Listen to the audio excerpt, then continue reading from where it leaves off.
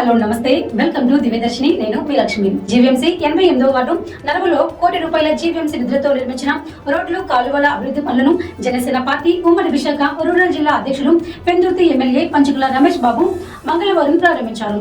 పారిశుద్ధ నిర్వహణలో భాగంగా ఇంటింటి తడి పొడి చెత్త సేకరణ కోసం మంజూరైన 7 వాహనాలను జెండా ఊపి ప్రారంభించారు. నరవ అభివృద్ధికి ఇప్పటికే కోట్ల రూపాయలు ఖర్చు చేశామని, మరో 2 కోట్ల నిధులు మంజూరు చేయిస్తామని ఎమ్మెల్యే తెలిపారు. కూటమి ధర్మానికి విరుద్ధంగా వ్యవహరించే వారిపై కఠిన చర్యలు తప్పవని హెచ్చరించారు. ఈ కార్యక్రమంలో అధికారులు, జనసేన, ఎన్డీఏ కూటమి నాయకులు, కార్యకర్తలు పాల్గొన్నారు. ఇంకా మరిన్ని లైవ్ అప్డేట్స్ కోసం మా దివ్యదర్శిని ఛానల్ ని ఫాలో అవ్వండి, సబ్స్క్రైబ్ చేయండి. మీ అభిప్రాయాలను కామెంట్ రూపంలో తెలియజేయండి. అందరికీ నమస్కారం. ఈరోజు నరవలో 88వ వార్డులో మనం ₹1 కోటితో అభివృద్ధి కార్యక్రమాలకి ఓపెనింగ్ చేసుకున్నాం. మనస్ఫూర్తిగా అందరికీ అభినందనలు. ఈ కార్యక్రమంలో ఫస్ట్ నుంచి వార్డు అభివృద్ధికి కృషి చేస్తున్న మాజీ కార్పొరేటర్ కానీ, మా వార్డు అధ్యక్షులు కానీ, సీనియర్ నాయకులు కానీ, అలాగే ఫస్ట్ నుంచి అభివృద్ధి విషయంలో నాతో మాట్లాడుతున్న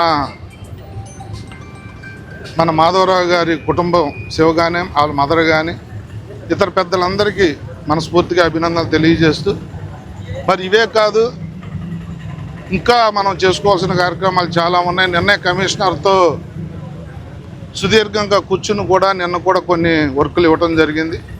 20 రోజుల లోపు ఈ మనకున్న 10 వార్డులకి కలిపి దగ్గర 100 కోట్ల పైనే ఇస్తానని కూడా మంత్రి గారు మాట ఇచ్చారు. అవన్నీ కూడా టెండర్ ఎలక్షన్ లోపే వెళ్ళాలని కూడా మేము కోరాం. మరి దాంతోపాటు అభివృద్ధి, సంక్షేమం ఇవన్నీ కూడా ఈ ప్రభుత్వం, కూటమి ప్రభుత్వం యొక్క ముఖ్య లక్ష్యం. తప్పకుండా అన్నీ నెరవేరుస్తాం. అలాగే శానిటేషన్ విషయంలో కూడా రాజీ పడకుండా 10 శానిటేషన్ వెహికల్స్ని కూడా ఇప్పుడు ఓపెన్ చేసుకున్నాం.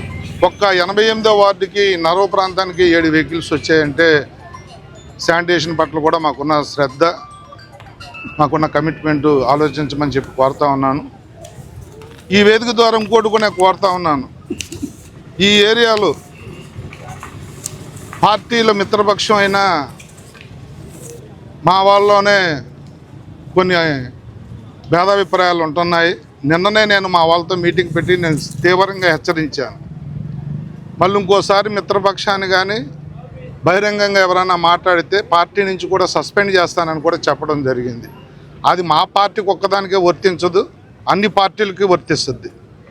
నిన్ననే చెప్పినప్పటికీ కూడా ఇవాళ ఇక్కడ నలుగురిలో అడగటం అనేది అది చాలా ఆక్షేపణీయం.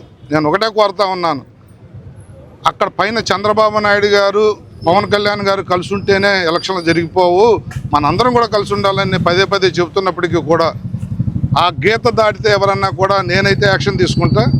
గండి బాబ్జీ గారికి కూడా చెబుతాను, రోడ్డు మీద మాట్లాడి రోడ్ల మీద ప్రశ్నిస్తే అది మిత్రపక్షం అవ్వదు, ఆయన కూడా యాక్షన్ తీసుకోవాలని చెప్పి కోరుతా ఉన్నాను.